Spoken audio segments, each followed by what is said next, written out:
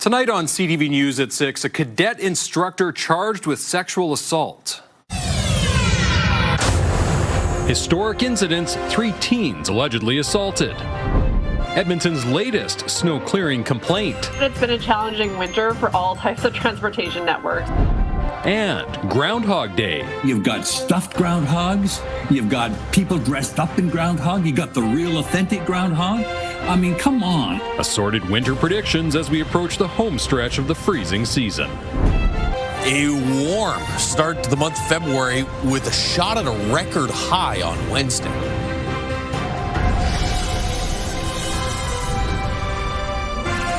CTV Edmonton, local breaking news with Jeff Hastings.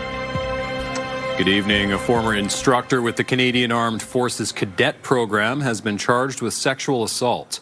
37-year-old Charles Bernichez is accused of sexually assaulting 3 teenage boys between 2009 and 2016. He is facing a number of charges, including sexual assault with a weapon, and sexual exploitation. Bernichez has been released from custody and must follow a number of conditions. Police say Bernichez has been an instructor with the cadet program since 2006 and believe there may be others who have not come forward. A St. Albert man charged in the death of his common-law wife made a brief court appearance today. Their baby is missing and presumed dead. 33-year-old Christopher Beasley is charged with second-degree murder and 2 counts of indignity to a body. Police found the remains of Beasley's partner, 23-year-old Ayla Igotik-Learn, in a St. Albert apartment last month. Their 9-month-old baby is presumed dead, though her body has not yet been found. It's believed the mother and baby were killed in early December. Beasley is in custody. He appeared in court today by closed-circuit television. His case has been put over 3 weeks to give him time to find a lawyer. Well, it's deja vu for the city. It's fielding complaints about snow clearing, this time from cyclists. One group thinks the city can be doing more when it comes to clearing ice more efficiently. Merrick DeCash reports. Cyclists are being forced to maneuver around chunks of ice as crews continue to clear the city's network of bike lanes. It's been a challenging winter with heavy snowfall and lots of freeze and thaw cycles so far, but we have been hearing lots of complaints from folks about particularly ice on active pathways. Ryan Jakes rides his bike almost every day during the winter. He says he's not alone. In January, this saw an average of 136 cyclists every day, and it's cleared within 24 hours of a snowfall. The bike lane along 110th Street at 87th Avenue is considered priority 1. This active pathway is in good shape compared to some others. We found a few bike lanes in rough shape near 76th Avenue. I would say that it's been a challenging winter for all types of transportation networks. We have had a bunch of ice, a bunch of snow, and then followed by rain, thaw, freezing all over the place. So we're having troubles on a lot of different types of pathways. The city says the equipment used for roads and bike lanes is different. The active pathways crews are primarily composed of manual or small equipment operators. They are not the ones who drive the truck plows, the big, large equipment. They aren't the same people. Like roadways, bike lanes also have a priority system, with priority 1 lanes cleared within 24 hours. Finding ways to clear ice, whether that's more brushing, a well-groomed path, maybe some more anti-ice brine, just ways to make the cycling a safe option during the winter for all Edmontonians. The city says it's looking for ways to improve snow and ice removal on active pathways for next year. Councillor Ann Stevenson says that includes potentially reintroducing the use of calcium chloride. Merrick DeCash, CTV News, Edmonton. Mayor Andrew Knack will be in Ottawa this week with his counterparts from across the country. Knack will be meeting with federal ministers as part of the Big City Mayor Caucus.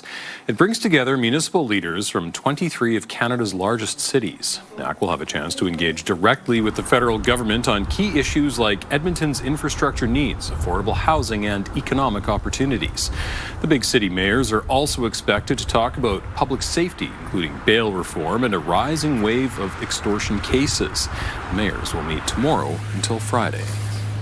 A second recall petition for a UCP MLA has failed. The person behind the campaign to recall Angela Pitt says he's giving up the campaign after collecting 2,200 names. The petition needed 15,000 signatures by the end of Tuesday to go ahead. Derek Keenan says despite the result, the petition brought attention to local concerns in the Airdrie East riding. 26 petitions were launched last year against members of the legislature. Prime Minister Mark Carney is appointing Edmonton MP Eleanor Olszewski as ministerial lead for the Jasper wildfire recovery. The 2024 wildfire destroyed about one-third of the town. It displaced an estimated 2,000 people. Since then, the federal government has committed more than $383 million to recovery. Olszewski will coordinate the federal government's recovery and rebuilding efforts by working with provincial, municipal, and Indigenous leaders to keep projects moving. The Edmonton Oilers have demoted one of their goaltenders. Calvin Pickard has cleared waivers, although at this point it's unclear what will happen to him. He joined the team in 2023 and hasn't played a game for the Oilers in more than 3 weeks. Goalies Tristan Jarry and Connor Ingram remain with the team. Leon Draisaitl says he'll miss Pickard, calling him a great goalie and a great person. I think I speak for everyone in here that, you know, he's one of the greatest teammates all of us have had, and did a lot of great things for this organization. Played a lot of big games, a lot of big wins. You know what? I'm trying to look at it in the best way possible. When he got up here, I don't think anybody was expecting him to have the kind of run that he had for us. Amazing teammate, amazing guy.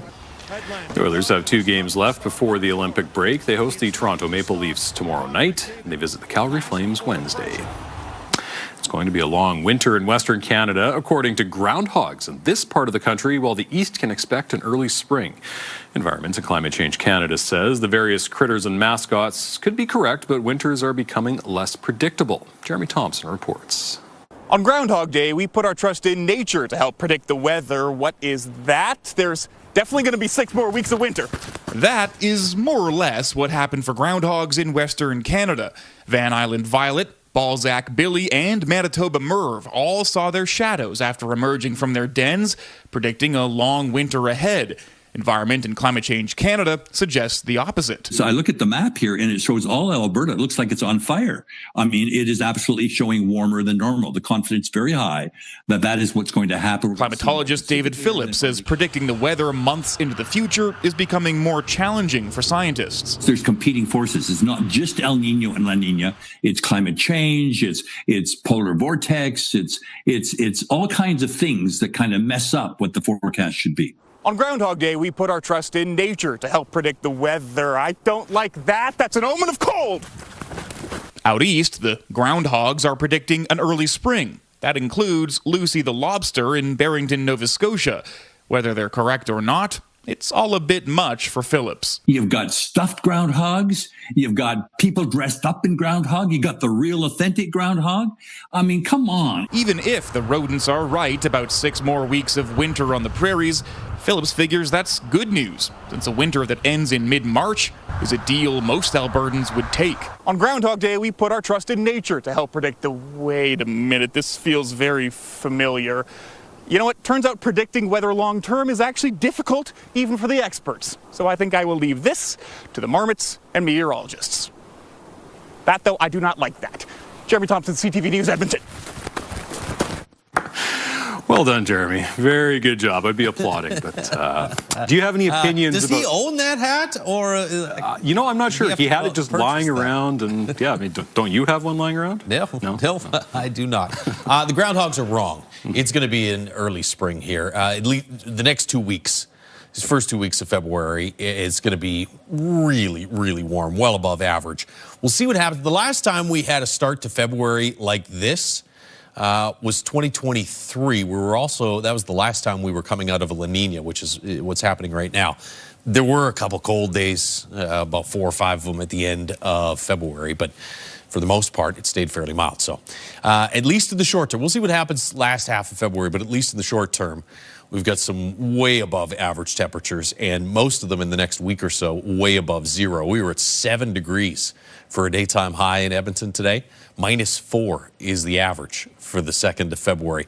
Just 3 degrees off record today. And I think Wednesday will likely set a record high. We're at 2 degrees in Edmonton right now. Temperatures have cooled fairly quickly. -2 south of the city. Had some sunshine earlier in the day, but it's been mostly cloudy through this afternoon. That is still the case. There's a couple little breaks in the cloud cover out there. That's the shot from the CTV drone.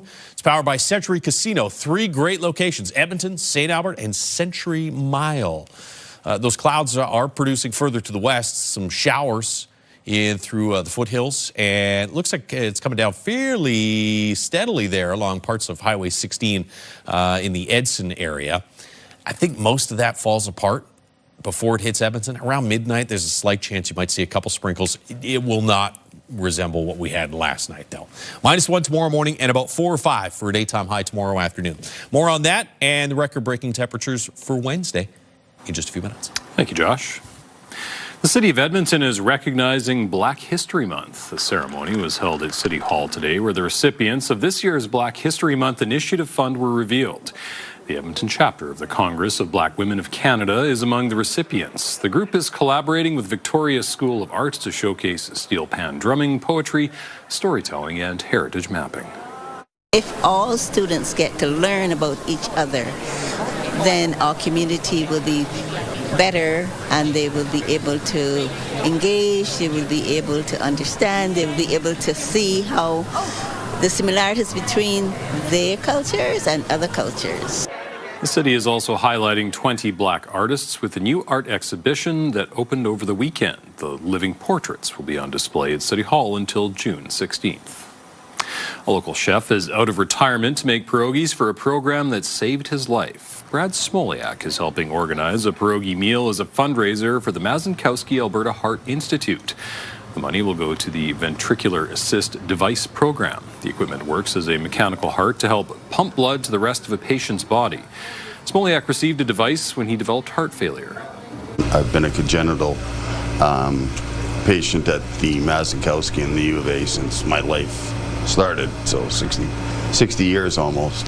And they just do tremendous amount of work at Mazankowski and the University of Alberta Hospital, and we just need that support. Little Danya is hosting the pierogi meal. Smoliak helped train the staff of Ukrainian newcomers when the restaurant first opened. Some of the best blind curlers in Canada are competing at Edmonton this week. For the first time in its 18-year history, the Canadian Vision Impaired Curling Championship is taking place in Western Canada. Teams from 7 provinces are fighting for the title. Everyone playing has a visual impairment, and each team has a guide and coach who can fully see. Blind curling follows the same rules as regular curling. Players use different tools to help them aim while throwing the rocks. Rather than aim at a broom, they might aim at a light, or they might have an audio cue. Somebody might tap the ice for them to release the rock in a certain position. So whatever the curler requires, and it fluctuates, as does the vision level fluctuate between the curlers. Organizers say the sport is still growing internationally and one day hope its athletes can compete at the Paralympics. Post Malone and Jelly Roll are bringing their stadium tour to Edmonton.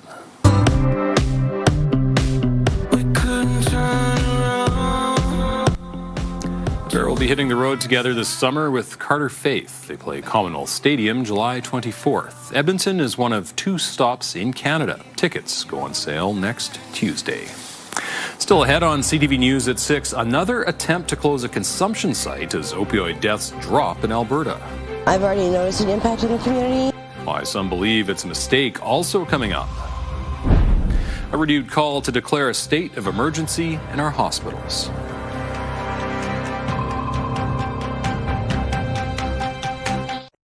Programming brought to you by James H. Brown Injury Lawyers, the heavy hitters of injury law.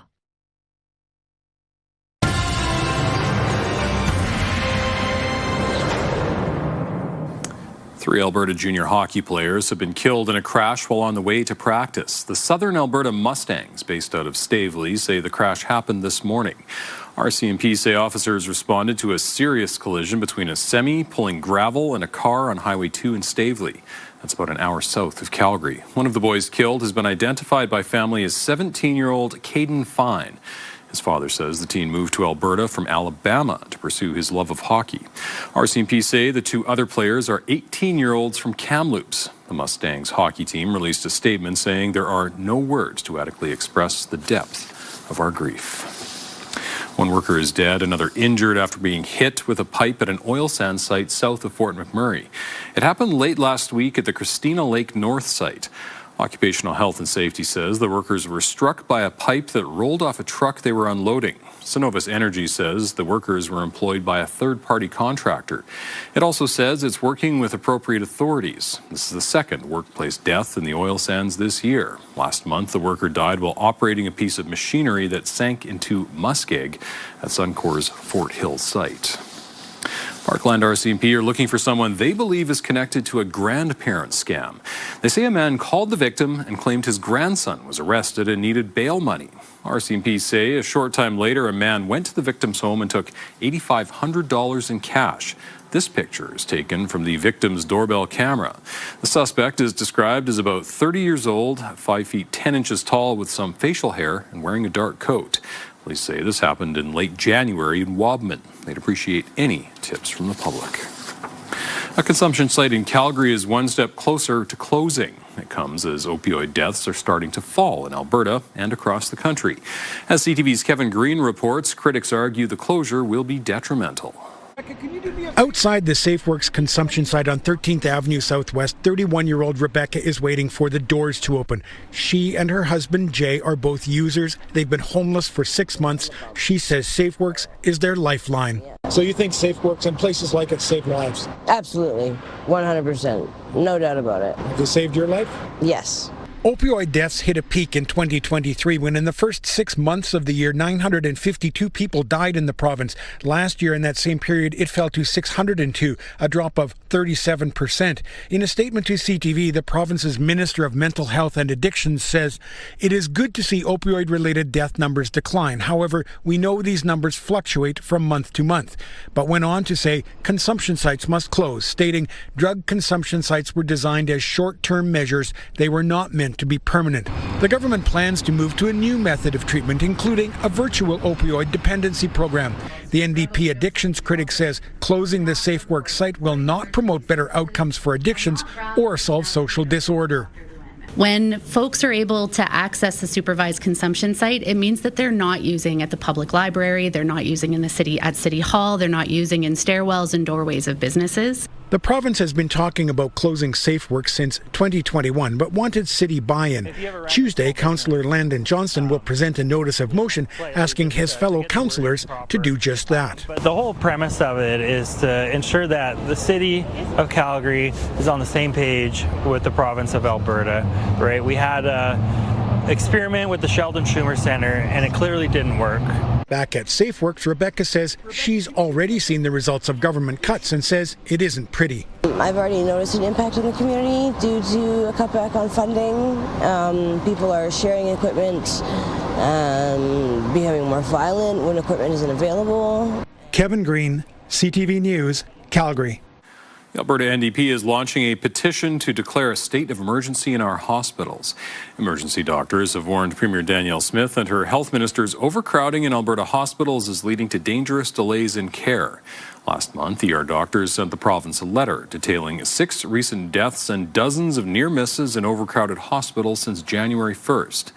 One case describes a woman in her 90s waiting 8 hours for a bed while in septic shock.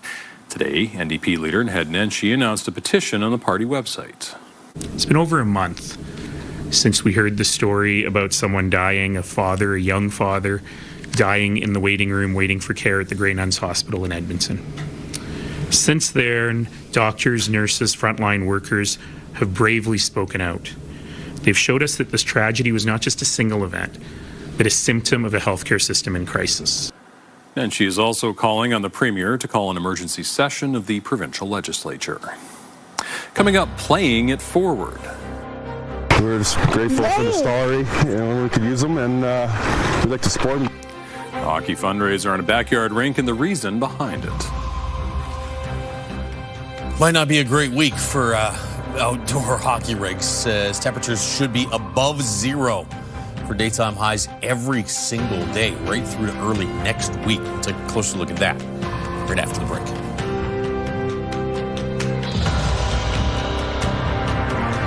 Programming brought to you by James H. Brown Injury Lawyers, the heavy hitters of injury law.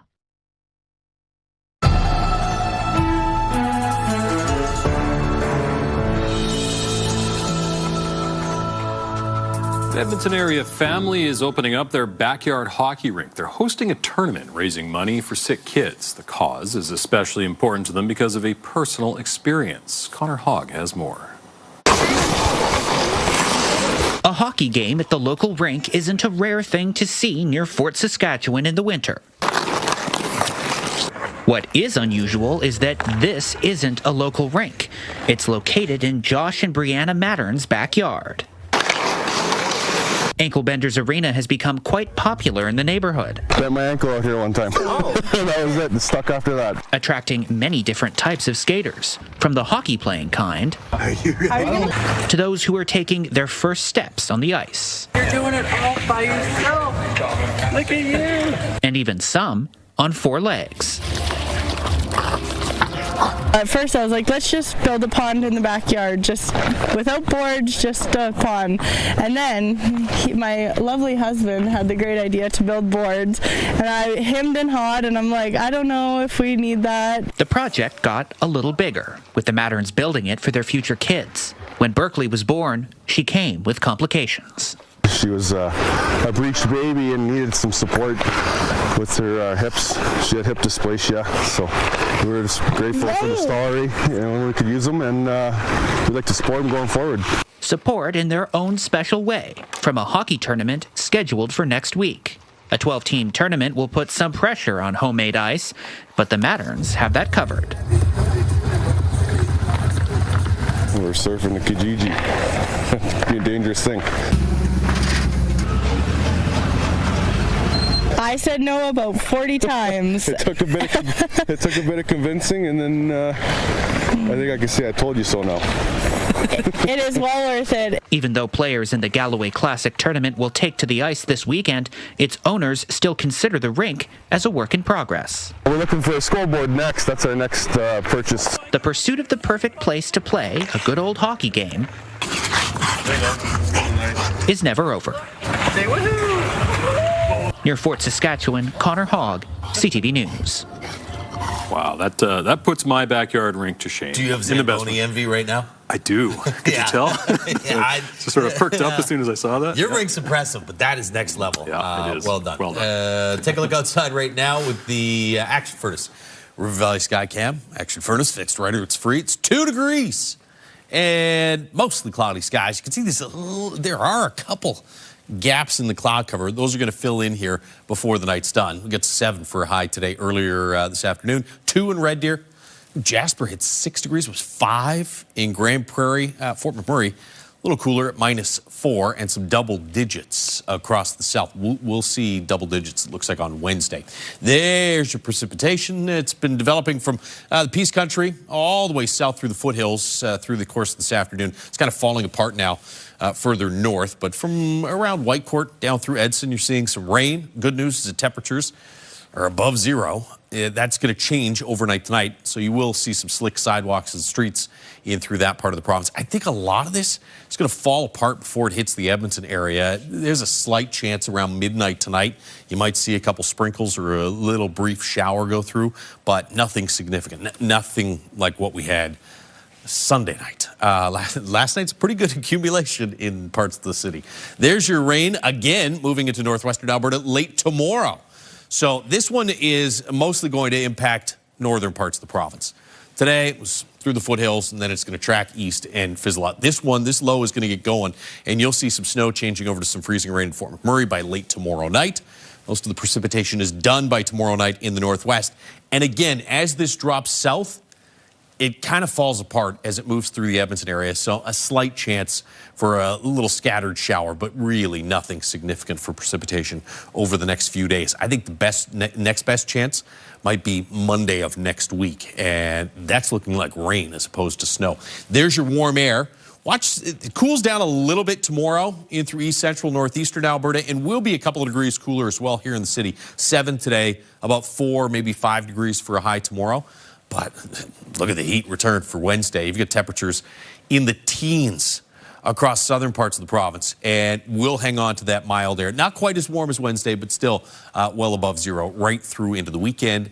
little bit of a cool down, back closer to 0 early next week. We're at 2 right now in the city, -1 in Red Deer. It's -4 still in Fort McMurray, and Grand Prairie, you've dropped to 4 degrees. Wind not bad across most of the province and fairly light here in the city tonight and through the day tomorrow. There's your temperatures bottoming out at around -1 early tomorrow morning. So even if we do see some showers go through around midnight tonight, temperatures thankfully are still above 0. So I don't think it's going to be freezing on contact. Up to about 4 or 5 tomorrow afternoon with some increasing late day cloud, and then 10 or 11 for a high on Wednesday. The record high for Wednesday, 9.4. That will likely fall. As we said, it stays mild right there, warm right through into the weekend, and then a little bit of a cool down, closer to 0 for highs early next week. Thank you, Josh. Still ahead, evacuations at a Northern Ontario First Nation. Once the confirmation of the cryptosporidium was in the water supply, Health Canada, I think, and their health teams decided that they have to remove their nurses out of the community. Residents and medical staff leave after problems with the water supply, and now there's an actual rocket on the launch pad pointing in the right place. The final tests before a Canadian astronaut orbits the moon. Stay with us.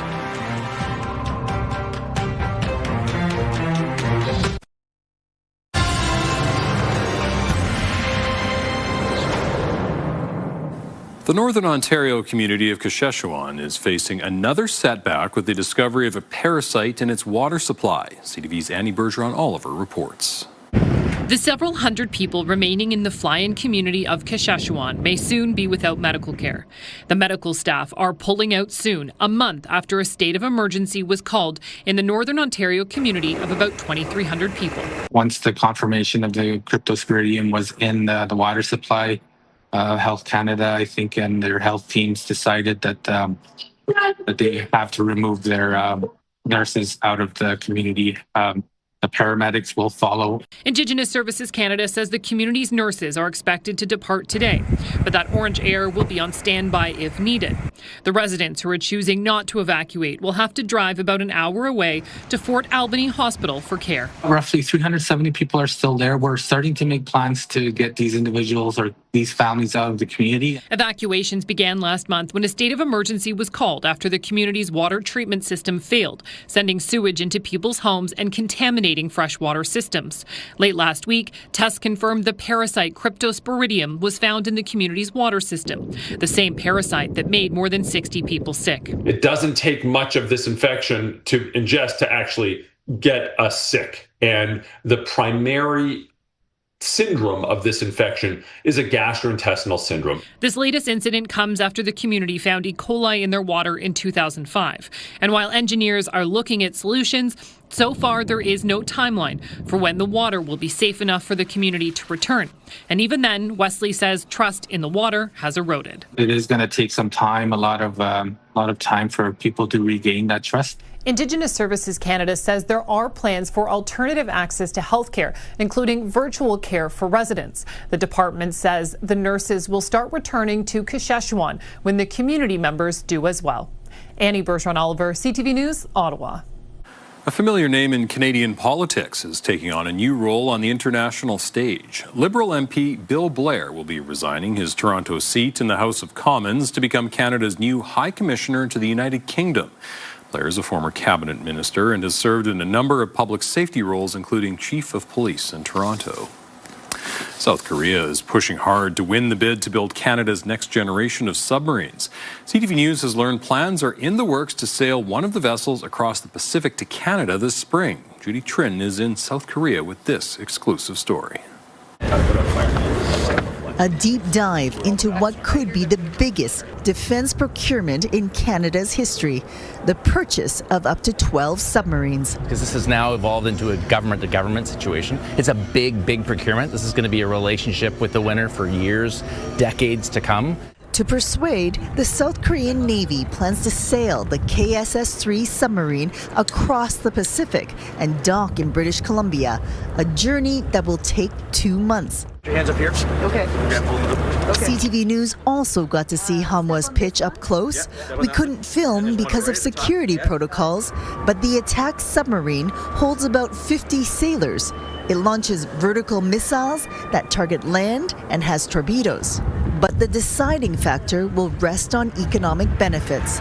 To win the contract, Hanwha is pledging to help hard-hit businesses, like investing $345 million in Algoma to buy its steel and help it build a plant to make beams. It's been tough as tariffs have been in place for a year and half of our business has gone away. While some companies are hurting, others are looking for ways to expand.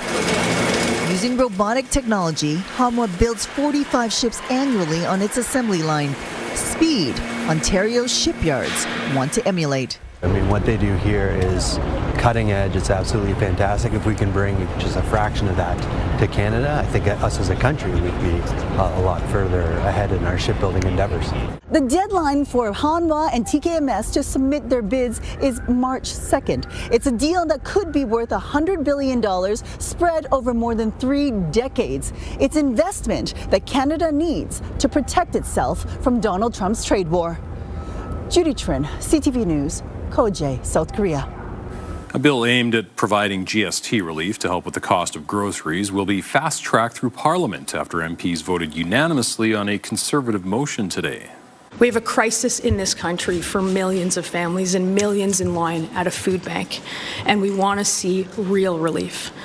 The Conservatives say while they agreed to support the government's bill, they're calling on the Prime Minister to offer more tax relief to help offset high food prices. Crucial test today at the Kennedy Space Center in Florida. A rocket is being fueled up that as early as Sunday could carry Canadian astronaut Jeremy Hansen into space for a flyby of the moon. Today's test, though, was marred by a fuel leak that was resolved but raises questions about whether the historic mission will still proceed in the next week. Here's CTV's John Venevali-Rao. After rolling out to the launch pad 2 weeks ago, this massive NASA rocket's now undergoing a final critical test, what's called a wet dress rehearsal, loaded with fuel during a practice countdown. And depending on how things go, Canadian Jeremy Hansen could blast off in less than a week, with the moon mission seeming like it could finally happen. Now there's an actual rocket on the launch pad, pointing in the right place, and there's the moon somewhere not kind of lined up, and now we're actually putting fuel on it. There were no astronauts on board today. All 4 remain in quarantine, awaiting the green light for a launch attempt.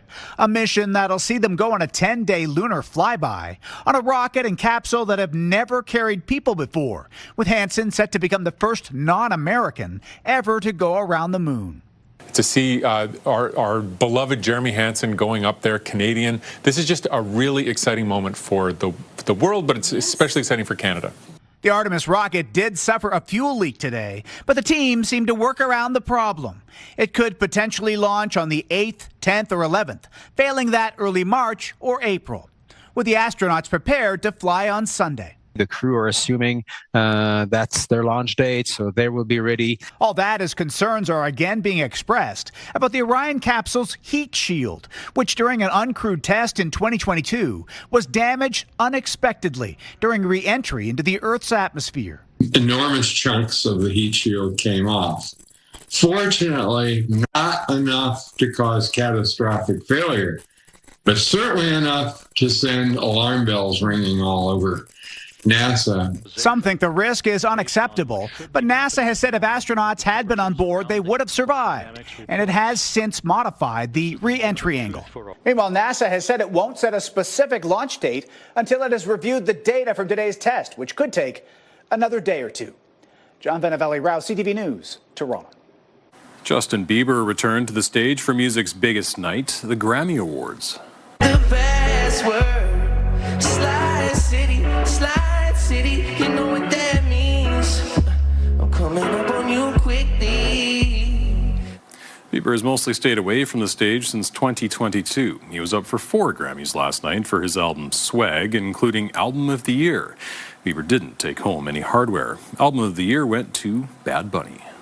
I want to dedicate this award to all the people that had to leave their homeland, their country to follow their dreams.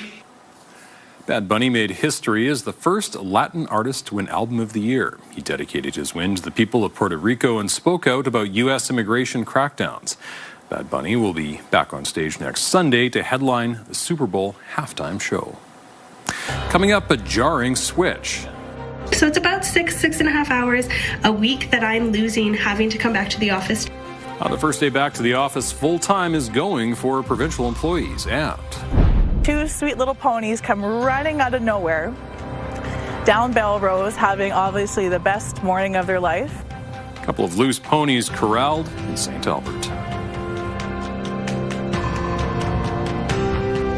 Programming brought to you by Century Casino. 3 great locations: Edmonton, St. Albert, and Century Mile.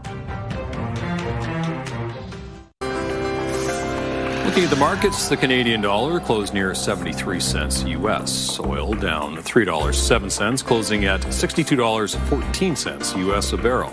Gold lost $92.50 on the day. The TSX and Dow Jones both ended the day up 260 points and 515.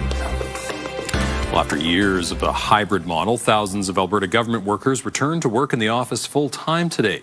The province has mandated all of its employees must now work completely in person, and it's already proving to be a jarring switch for many. CTV's Tim Brooke explains. It's back to the office for about 12,000 Government of Alberta employees, and most aren't happy. I took a look at some other positions that the Government of Alberta had open to see if there was anything that was fully remote. The province has ended its hybrid work option, which means a return to in-office lunches, water cooler talk, and long commutes. So it's about 6.5 hours a week that I'm losing having to come back to the office 2 days a week. So it is a big change for me. The Alberta Union of Provincial Employees says the large majority of its 9,000 members aren't pleased. It speculates ending remote work is to boost local economies, which the government rejects. We've yet to hear or be provided with any fact-based rationale as to why this decision was made. And so members feel like, trust is being eroded. The province tells us the decision was made independently by the Public Service Commission as part of its responsibility to manage the public service and ensure operational excellence. It says the hybrid work model introduced during COVID was always intended as a temporary measure. The government did this without really consulting workers. They did it because other people were doing it. I just don't think that's a very good way to run a big organization. Ending remote work follows a new study that ranks Calgary dead last among major Canadian cities for workplace flexibility. It says almost 88% of jobs require full-time in-person presence, despite more than 60% of Canadians wanting a hybrid option. If you want to attract talent, you have to offer flexible jobs. That attracts younger people, and I think older people, more senior people, are not that flexible anymore. But in Alberta, the province has made up its mind, and the union has filed a policy grievance. Tim Brooke, CTV News, Calgary. The Calgary Zoo has named 2 orphan grizzly cubs it took in last year. Meet Fitz, he's the light-colored cub, and Turner is the darker one. They were brought to the Wilder Institute after their mother was killed in an encounter with a human near Diamond Valley. They were too young to be left alone in the wild. Fitz is named after Fitzsimmons Creek near Diamond Valley, and his brother is named after Turner Valley. A bit of a surprise, one was originally thought to be female, but an in-depth health check confirmed both cubs are male. The pair will be available for public viewing come spring. Peace officers in St. Albert were involved in an unusual pursuit this morning. Around 7:45, officers were called about a couple of loose ponies in the El Dorado area. The city says while leaving home, their owner left the gate open, allowing them to escape. For Angela Walter, the ponies made for a slow but entertaining commute. We were about to turn onto Belrose, and then these 2 sweet little ponies come running out of nowhere down Belrose, having obviously the best morning of their life, running down, and then we turn onto Erin Ridge Drive, and we had to follow these ponies all the way down Belrose Drive, really slow. The city says the peace officer responding followed the animals closely and was able to direct them into a parking lot.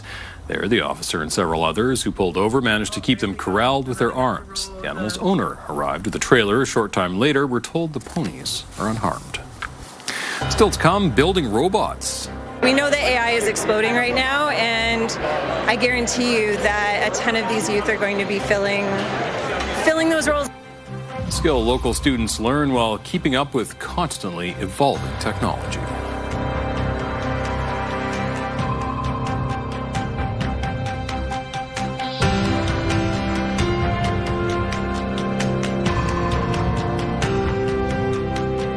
We've got another great night of entertainment coming up right here on CTV, starting at 7 with E-Talk.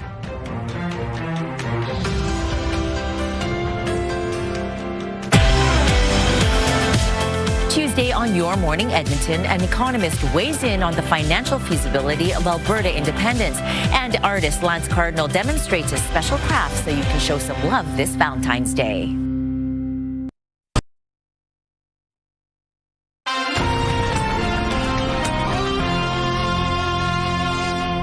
Alberta's next generation of engineers and computer programmers faced off in a friendly robotics competition over the weekend. Gates Guarin reports. The gym at Memorial Composite High School in Stony Plain was transformed into a high-tech arena, bringing together some of the brightest young minds to duke it out for robotic supremacy. These students have spent months constructing and programming their mechanical machines to compete in the Inukshuk Interleague tournament. And while teams went head-to-head collecting and launching artifacts to score points, they're all united in a common interest in science and technology. Most of us have always been passionate about STEM and very interested in it, and then we found out about this amazing opportunity. And of course, why wouldn't we give it a go? With tech constantly evolving and artificial intelligence becoming more prominent in our daily lives, those involved say more young people are taking a greater interest in robotics, especially here in the province. We know that AI is exploding right now, and I guarantee you that a ton of these youth are going to be filling those roles and exploring sort of what the future of AI is in Alberta. Robotics coach Jennifer Gemmell says the skills the students learn throughout their robot build are transferable to their future careers, and just getting the chance to participate has sparked a ton of interest and camaraderie. Well, it's given me all these new opportunities, and I've learned a lot, and it's given me a real passion for robotics. I think I'll carry into my life. On the surface level, of course, there's all of the sort of the science, the technology, but there's also that teammanship. They get to hang out with other people that really love the same things that they do. They get to develop really great connections. While the team out of Edmonton's TELUS World of Science fell short of qualifying for the provincial championships, the lessons learned go far beyond their placement. I want to go into computer engineering and environmental sciences because I'm passionate about AI and in the environment, and I want to make AI more environmentally friendly. And that wouldn't have happened if I didn't join robotics. We've had some other really good matches today as well we're really proud of. It's probably changed my life a bit, for sure. Gates Guarin, CTV News, Edmonton. So a big temperature swing up from yesterday and more to come, even higher. Yeah, tomorrow's going to be 2 or 3 degrees cooler than today, but we're up to about 10 or 11 degrees for a high on Wednesday, which will likely set a record.